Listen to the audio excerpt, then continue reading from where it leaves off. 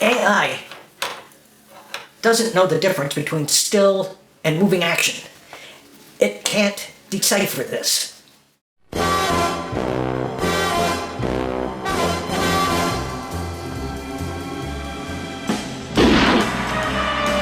So it has existed for 50 plus years as a damaged curiosity.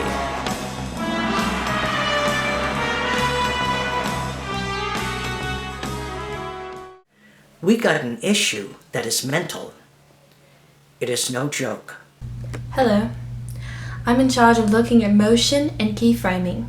I look for film, dirt, grain, and dead pixels in digital. The trick to a good video restoration is making sure it moves properly.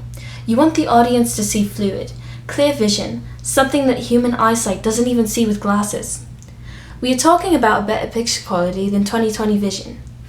When you're trying to upscale footage of a man that has been dead for decades, you want to be able to see him as if he were alive today. We can accomplish that with AI. This is why we want to preserve film history with AI, not use it for propaganda. We are talking about better picture quality than 20/20 vision. This is why we want to preserve film history with AI and not use it for propaganda or cheat artists out of work.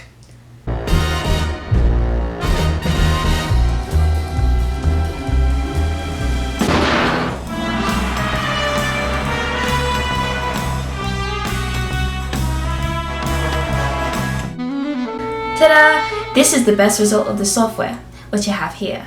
So in my opinion, AI should only be used for the purposes of helping humanity with preserving history or speculative imagination or quickly to solve enormous real-time math problems.